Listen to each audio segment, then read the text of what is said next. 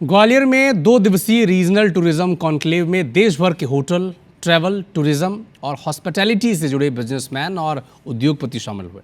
MP सरकार की इस कदम की प्रशंसा भी की। इसके अलावा कॉन्क्लेव में एग्जीबिशन भी लगाया गया।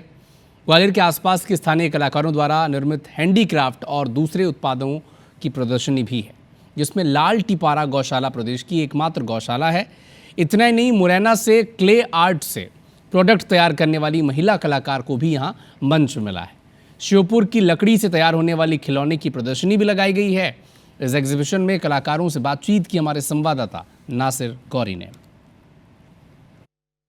ग्वालियर चंबल के टूरिज्म को प्रमोट करने के साथ साथ यहाँ की जो बनी हुई चीज़ें हैं, यानी कि वोकल फॉर लोकल, उसको भी प्रमोट करने का काम किया जा रहा है। तो आप देखेंगे रीजनल टूरिज्म कॉन्क्लेव में यहाँ पर जो श्री कृष्ण गौशाला है, वहाँ से ये लोग आए हुए हैं। किस तरह का आपने ये प्रदर्शनी लगाई है, क्या क्या चीज़? ये हमारी जो गौशाला है, ये लाल टिपारा में ग्वालियर में, जो मध्य प्रदेश की सबसे बड़ी गौशाला है। यहाँ पे हम अलग अलग उद्योगों को प्रोत्साहन करते हैं कि कैसा गोबर से अलग अलग चीज़ों को प्रोडक्शन में लाए और अपनी विरासत और संस्कृति को देश के सामने रखे।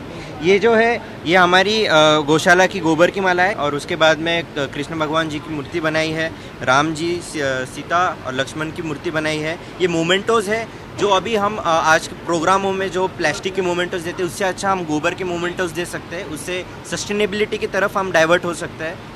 ये हर्बल भी ये हर्बल रंग है। ये वेजिटेबल्स और फ्रूट्स के छिलकों से बने हैं। इसके अंदर रंग आया है। ये गौशाला में मिलता है सारे प्रोडक्ट्स। अगर आपको ये खरीदने हैं तो आप गौशाला विजिट करिए। वहाँ पे आपको टूर भी मिलेगा।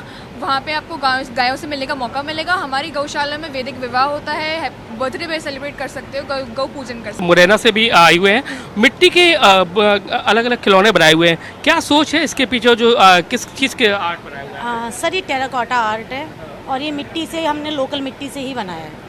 और इसके पीछे सिर्फ एक ही सिंपल रीज़न है कि चाइना की मिट्टी से दूर रहें और अपने देश की मिट्टी से जुड़े। यहाँ पर हमने पेपर मैशी में बहुत सारे प्रोडक्ट्स बनाए हुए हैं, जो कि आप देख पा रहे हैं। ग्वालियर के फोर्ट का हमने बनाया हुआ है रेप्लिका।